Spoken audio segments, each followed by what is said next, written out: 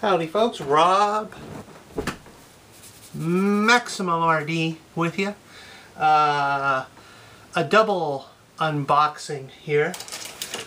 Hopefully today the focus is not going crazy.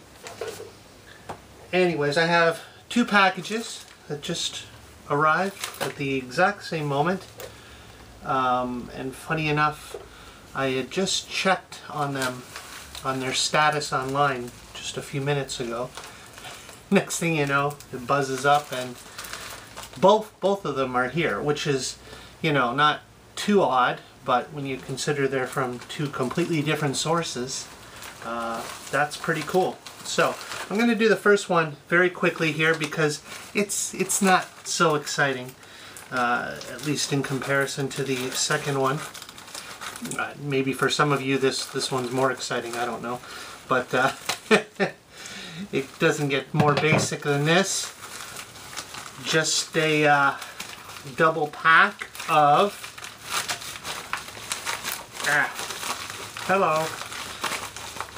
a double pack of 50 CDRs. They are 870 megabyte. Yes, 870 megabyte CDRs, 99-minute CDRs. I wanted these for burning some Dreamcast games, and I don't care what you say about that. So there you are. They're just cheap, very cheap brand from Deal Extreme, but I have talked to people who have actually used this brand, so you can laugh all you want. It's banana. Banana. I can't hear you. I've got a banana in my ear. Banana. Yeah, I know. That's but I've heard they work just fine because, you know, they're A-grade recordable CD. So, you know, it's got to be good. Banana. So they were really cheap. I know they do actually burn properly, so we'll see how it goes. But anyways, if they only last me long enough to burn and try the game a few times, I'll be happy. But anyway, so that's a double pack shot of banana CDRs. But anyways, well, whatever. Well packed and very long. Very large capacity for CD. So, but here's the real deal right here. Hope that's nothing bad. Okay, here we go. Cut this one open right in front of you. This is the one I've really been waiting for because I've seen videos on this before. And okay, first thing I'm gonna say, I know I said no more clones, and this isn't, well, you can decide for yourself. I said no more clones because I've had very bad experiences, especially with NES clones. This is a little different, I guess, than a clone. Is it still a NES on a chip? Is it still a Nintendo one-chip design type thingy? I don't know. I'll have to open it up and look. But anyways, here it is. Super 8 by Innovations. Okay, I hope when I open this box I find out that it's there's a reason, there isn't a bad reason for the noise I'm hearing. But here we go. See, I've seen a couple of videos on this from various people here on YouTube. And this is a product by Innovation. Put the NES back in SNES. That's what it says right on the front there. Put the NES back in SNES. And you know, there's other ways of doing this. You have the Retrobit cartridge. Now, but the thing I don't like about the Retrobit cartridge is it has its own AV output. And I believe, although I could be wrong, I believe with this unit here, yeah, the way it works is this is more of a pass-through device. No, it really is new.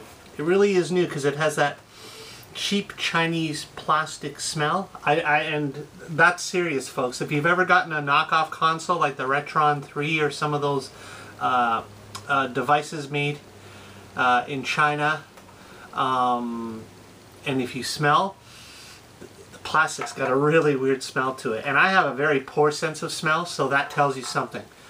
But it also tells me this is new, actually, so that's cool. So there you have it. You stick this into the top of your NES gaming console, and then you have a slot for both NES and Super Nintendo cartridges. So basically, once you plug it in, you don't have to remove it, as far as I know. And see, this goes to the Super Nintendo. Okay, and then your AV out that you would use from your Super Nintendo, you plug into the back here, and that goes out. So you're still only using one audio video out, and that's what I like. So that's pretty cool. It's funny, there is a hole here for RF output, but not all units actually had that. But I don't really see a reason to use that anyways, unless I'm missing something. But okay, it was just the cord making the noise, I guess, in the box, so that's good. So when okay, and I'll hold that down. Okay, so there's nothing loose inside, that's good. But what the heck? Okay, that's interesting. There's 3 slots in this. Why would there be 3 slots? Okay, did I miss something in the videos I watched? Put the NES back in your SNES. Play all your favorite Nintendo games on your Super Nintendo. So why? Oh, I think, if I remember correctly, yeah, I think actually once this is plugged in, I can play Super Nintendo, Famicom, Super Nintendo, NES, and Famicom games, the Japanese, original Japanese equivalent of the Nintendo 8-bit games. So, because I moved this flap here, you see there's a 3rd slot. So, yeah, I guess I'm going to have to look into this more thoroughly again. But that's cool. And it's funny because my Super Nintendo is already modded. I have switches on it for 50-60 Hertz for PAL games on it, and also a region switch on it. So yeah, I guess in combination with this, pretty much should be able to play everything. Interesting. I wish they would have labeled the slots. Well, considering 2 of the slots are the same size, I don't know. Anyways, I'll have to figure it out. I'll have to watch, go back and watch those videos again and see what plugs into where. And I think I'll label these slots accordingly myself, using something that can be easily removed. But there you have it. That is the Super 8 by Innovation. And yeah, I might actually open this up at some point, give you a peek inside. Again, I don't know how much of it is, I mean, obviously part of it's just a pass-through. It takes its power from the Super Nintendo, and it routes the AV information through. But other than that, I guess it's a Nintendo on a chip type of thingy. I don't even know. So, but there you have it. I got it for better or worse. Front slot, oh, here we go. Front slot, SNES and Super Famicom cartridges. I guess I should read things. It helps. The more you know. Middle slot, Nintendo cartridges. Rear slot, Famicom cartridges. Excellent. So now I know. Excellent. Really cool. So, front slot, SNES and Super Famicom cartridges. Middle slot, Nintendo cartridges. There we go. And the rear slot, which would be this one on top, for Famicom cartridges. That's cool. Well, I don't have any Famicom cartridges, unfortunately. And I don't have any Super Famicom. I do have a PAL